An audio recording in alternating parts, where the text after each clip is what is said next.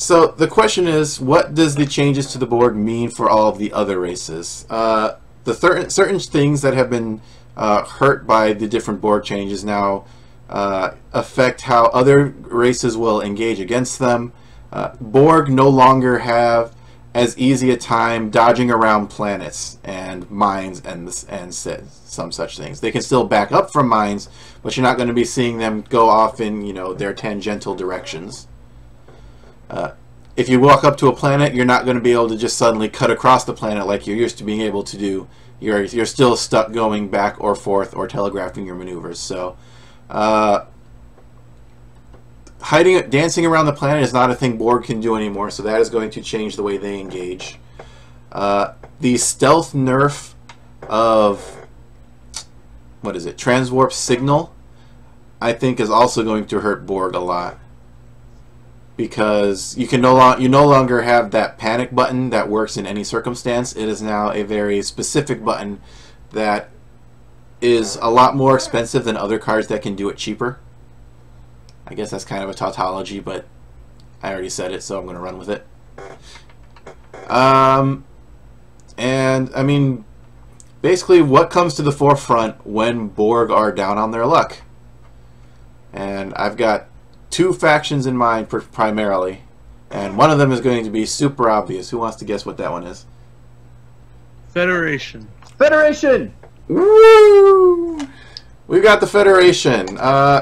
Federation, who were the only other faction in the game to secure a top spot in any regional or higher level event, mainly through the use of excessive amounts of defense dice by stacking crew from all over the place onto a Voyager and saying, "I've got 9 defense dice, try to hit me."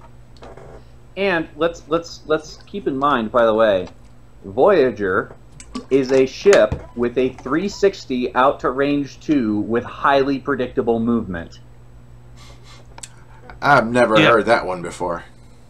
I mean, I'm just saying, every single regionals and nationals that was not won by Borg was won by a Voyager build. And one of them even brought an Enterprise deal along, which also has a 360-degree arc and a pretty predictable pattern of movement. Out to range 2. Mm-hmm. So, Federation, are they the new Borg? No. Not quite. But no, they still can't move sideways easily. So, at least their arcs are still something that matter. Besides Sulu and their ridiculously awful cloaking device. Here's the thing. Federation aren't the new Borg because in order to make them up to that power level, you are paying so many points to get there. So many points. They have the tools to be there? Yes. Are they the single most dominant faction in faction purity? Yes. But that's only because faction purity gimps everybody else by saying only Federation and Dominion can take fighters. Yes. Mm-hmm. And also, sorry. Yeah. Also, effectively eliminating everything Ferengi, Kazon, Vulcan, and Bajoran from the game. Yep. Did I miss anything over there? No, I think that's about right. There are other certain things that are coming into their own. I think independent is okay. I think they have problems with cloakers, but I still don't think cloakers are going to be the best thing in the world. Independent has Khan to deal with cloakers. Khan is pretty good at dealing with cloakers. Reliant Khan. Yeah, the crit Khan. Yeah, I fill you full of critical hits. Yeah. And I guess they do have the Sung for heavy damage, but not with Khan, of course. Which is, of course, Borg. You can use Khan. Oh, yeah, Sung can be with... What are you talking about? Sung doesn't have battle stations, so you'd have to do more work to make Khan work well on it. Oh, fair enough. Okay, I see what you're saying. Yeah, you wouldn't be able to do it in faction pure. Mm-hmm. But it does. Yeah, there's that. My second of all after that, though, is something I've said since Wave 4. If Borg did not come out and just change the game entirely. I think the best ships that we would have seen walking around in the playing field are the similarly costed and similarly powerful, high-statted large ships, which were in the show only like 20 feet long, but apparently they are gigantic ships in attack wing. And that's Species 8472. Yeah, there's been a lot of talk in our internal group about Species 8472. Bioship Alpha is very, very nasty in a world where everybody moves predictably. Mm-hmm. It's got enough points to take your extra captains you need, because it has 38 points is the same as a sphere. 36 points for the generic is still darn good. Species upgrades actually are the second most unique in the game outside of what Borg can do. And they just have a lot of fun tricks up their sleeves, especially if you start combining them again with the things that people just ran with Borg. You know, Picard Ducat balls can now be Picard Ducat bio pointy things. Really, I don't want to call them phalluses, but that's what it's starting to seem like. But yes, bioships. Yeah, and I mean, they do have, I mean, in a faction mixed environment, you really just do have the option of slapping some captain on an RSV with a tech upgrade reducing fleet captain and just loading all of those bioships up with just so many cloaked mines. Like, I mean, it just ends up being ridiculous, especially because you can still put decent captains on them after that. I mean, you start asking yourself, how many cloaked mines do I actually need? And the answer is, like, you get to, like, Orc DACA levels of cloaked mines, basically. Once you hit, that can hit 7 cloaked mines, and that effectively covers the entire playing field. Yeah, and at that point, honestly, the bioships are pretty fast, pretty maneuverable. Just run away. And they regenerate, just run away. Drop the cloaked mines, run away. You want to come after me? Fine, blow your ships up. I don't care. I'll say even more so than like the Praetuses, which want to run away. The bioships are big and burly enough, like the Borg ships, to actually stand their own in a firefight. Yeah, and you know what you could do is let me just look up the price of something really quickly. And let's still consider this: the bioships are exactly one expansion pack. Right. At least until Bioship Beta in like 3 or 4 months or something.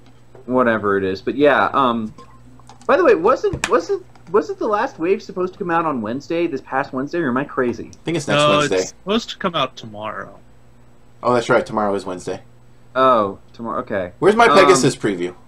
Seriously, right? I want to know what Riker number 47 does. It's not going to be better than Hood Riker. No. So, I mean, another thing you could do is, if you reduce the cost of cloaked mines, on a, you know, I mean, basically, blah, blah, blah, blah. If you're willing to cut some cloaked mines, you can also put quantum singularity on those bioships instead. At which point, you just become, like, basically impossible to track down and kill. Like, yeah, actually, you know what you could do? Here's a list for you. 2 generic bioships, each of which has quantum singularity and 2 cloaked mines, and a Praetus with 2 cloaked mines. 6 cloaked mines, and I can run away from you forever. Have fun with that. Sounds like a great game. And even if you choose to engage your quantum singularity directly behind them, I have never seen a Klingon fleet that I got behind succeed in turning around and living. Yeah, no, that there's not a lot of coming back to that. What you do have to be careful of is opponents who see your quantum singularities and play with that in mind. They'll spread their ships out, but that just helps you. That actually, yeah, it means that you never have to jump off the board, and you can pick them off one at a time. Exactly. That, by the way, that's a list I might actually take to to Origins. I probably won't run it in like the qualifier or anything, but I could definitely see running that in one of the side events just to piss people off.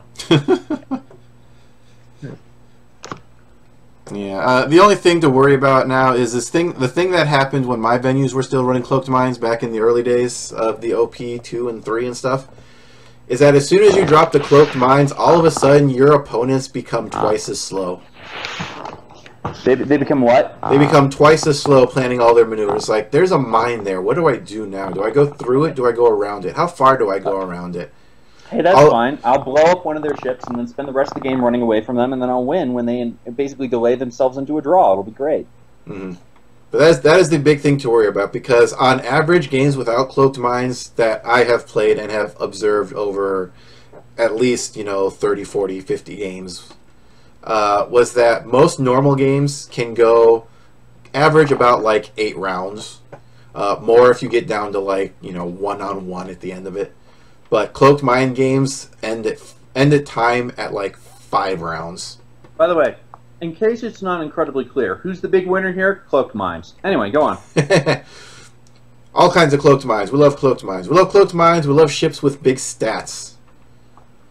Yeah. Size matters. And that reminds me, the one other thing I wanted to talk about in terms of ships that I like now, and this is going to shock everyone, is the Jem'Hadar battlecruiser. Why? It's a big ship, rolls 5 dice naturally, 5164, 32 points, good dial, and it can take the 360 weapon. And that will leave it as the only ship in the game. The Dominion is the only faction in the game that can carry ships with a natural 360 weapon. To range 3. To range 3. I'm sorry, yes. I'll say it's not exactly natural. You're still using the upgrade, but close enough. Yeah, but I mean, in other words, like, I don't have to do any crazy action gimmicks. I don't even have to spend a target lock. I just spend an action to re-enable the card every turn. 360. On a big ship with a decent dial. And it can Gelnon. If we can figure out, because we'll talk about this later on a different episode, but even with all these rulings, I still can't figure out if Gelnon works with fighters or not. Will someone please tell me? I don't think Worf knows. Nobody knows the trouble Gelnon's seen. Oh, hey. Congrats to Statsa on that peak performance win. 8472 does indeed rock. Indeed. Yeah. Yep. But yeah, I mean, aside from that, 180 arcs are going to be large, are going to largely hurt the advantages that the few remaining advantages Borg have because of their, just wide angle of fire. There's not really many places you can go to avoid it. Yeah, but Will, the only 180 arc that I'm worried about is the Coronac. Yeah. The Keldon class. Everything else with a 180 arc caps at 3 attack dice. Mm-hmm. And you know what? I'm still pretty sure I could outmaneuver a Coronac. Yeah, right. The Coronac turns like a boat. Or for our Canadian friends, a boat. Really, David? Yes. Also, but guys, make sure you check out and be careful, because additional movement things I'm sure are going to be very large in a very real fashion. Especially with sideboards and flagships going out, I expect to see at least a few of the Independent Federation fleet captain and or Admiral Forrest to be coming around, giving ships movements they can't do, like 1 turns, doing donuts in space, being generally physically implausible. We don't need physics in space, though. We've got subspace. Fluidic space? Ooh, maybe. That'd be a center condition. Space. I don't even know what difference that'd be. I really don't think you want to fight in fluidic space. You end up with things like inertia and drift and stupid things. I mean, the answer is this: You know, when you get down to it, what does all this stuff mean? The weak shall perish. We Shall Perish is such a good card. And the best thing is, it's not limited to an 8472 captain. You only take the penalty if it's not on an 8472 ship. So Picard what can I take actually meant, Will, is that bad players will do worse. Shh. I like my card. Let me gush about my card for a minute. Oh, fine. Come on, double rerolls without a target lock. That is the death Oh my of god. the death of Will. any cloak. What? Who does this work really well with? This what? We Shall Perish. When attacking with your primary weapon after rolling your attack dice, you may discard this card and disable your captain. Wood Riker. Oh my god, I didn't even think of that. Well, actually, technically you just did, because I didn't think of that either. But now you just added it for me. Yeah, This is why we work together, man. This is why I can't do it on my own. Okay, so and here's the deal. I mean, basically, look, who wins here? People who are able to think of creative fleets. Because we are going to beat the shit out of everybody who can. If anything, this game just became more about fleet building. Mm-hmm. And, which is back to Dominion War days. And I should also point out that even with all the cool, you know, Picard and Picard with crew into Riker into We Shall Perish on one of your ships for massive damage, you can still have plenty of points to still put SotF and conditional surrender and any crew on another bioship and still have points left over. Yeah, I mean, you could still run.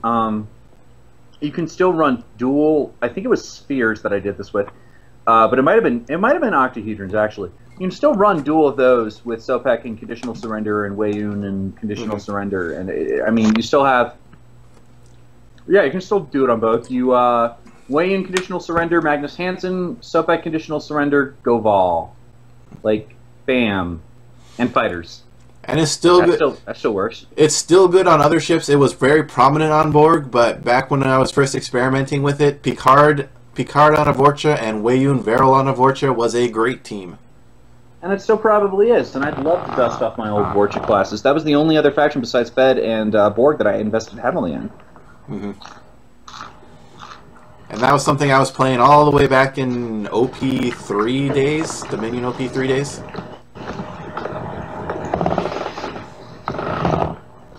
But yeah, cool.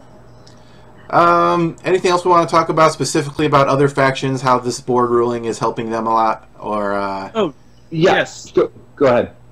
Terrace, the Romulan captain, giving a 360 to range 3. I think that can be a thing. Specifically, maybe on a sovereign class.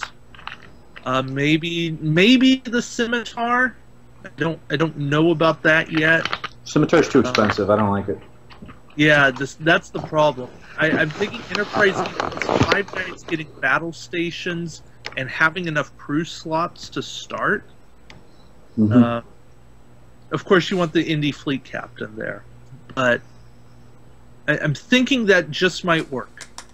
I agree with you. I mean, she and Dominion are your only options for 360s. I mean, you have dorsal weapons array, but that's not that great in this day and age. oh, this isn't a problem I've had in a while. What? Oh, that's not good. What? What? Will?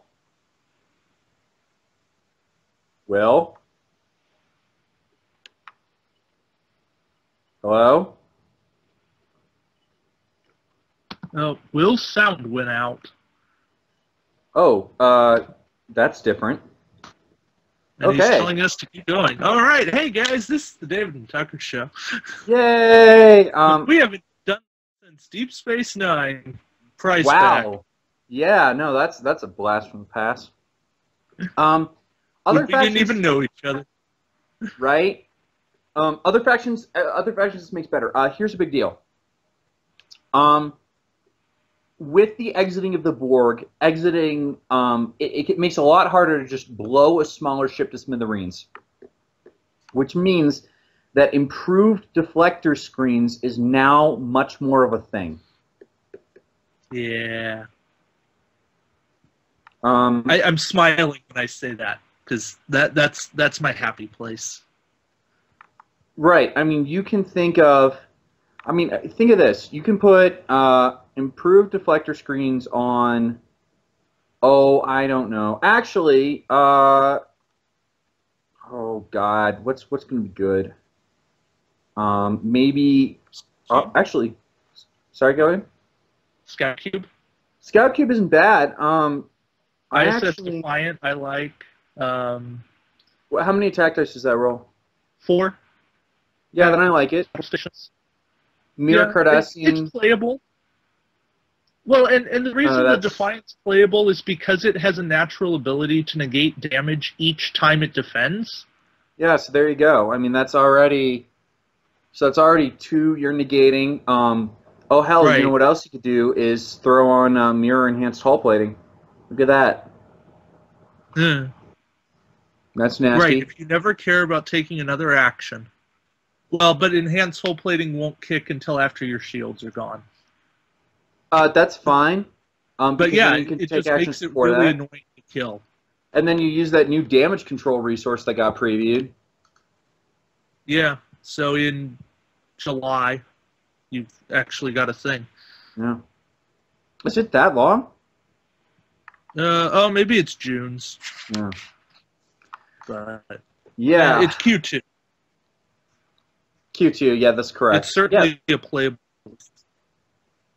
So, I mean, and we're at this point, by the way, for those at home listening, we're just spitballing ideas here at this point. Like, the whole thing is that the game definitely has gotten a lot more wide open.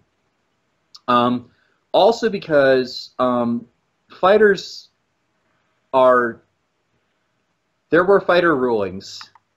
We'll let you know what they are when we figure out exactly how they work. Yeah. Yeah. It's confusing. All we know for now is that cloaked mines work and Corbinite maneuver doesn't. And that they are shipped for the purposes of fleet building. I'm sorry, I was a bit of a jerk on that, but it was a viable interpretation to say that they weren't a ship for the purposes of fleet building. Yeah, I mean, no. The past couple days, like, people, like, tempers have flared. Let's put it that way, about what constitutes a viable interpretation.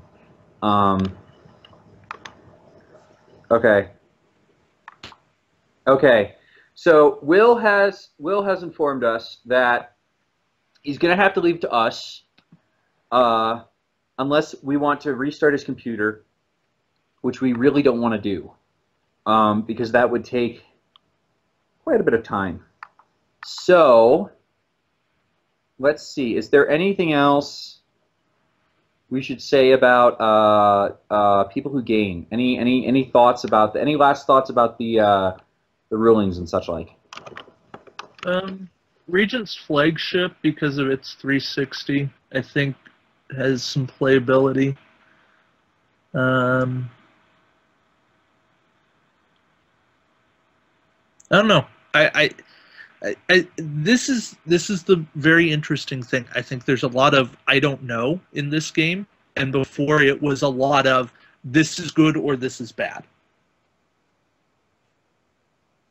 That's true. And it excites me that there's some middle ground of, you know what? This might be good. Play it, find out, see what happens. Yeah. No, it might be terrible. Who knows?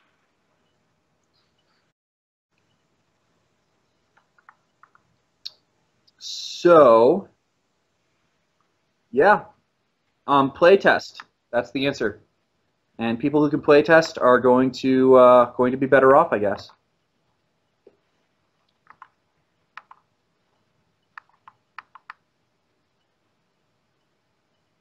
David, are you there? Yeah. Okay, cool. All right. Well, I guess we should move on to whatchamacallit then, right? Oh, Bane of Borg's asking 847 Riemann Warbird. Yes, absolutely, yes. Good lord. Well, Riemann Warbird has the advantage of being able to take all the cool Romulan tech, interface generator, stuff like that. But the bioship just in seems a game better. It's more durable. In a game where everything's movement is super predictable, I like Quantum Singularity better. If I can get behind you, then I will gladly let you suck an attack via interface and then just keep shooting your butt. Yeah, I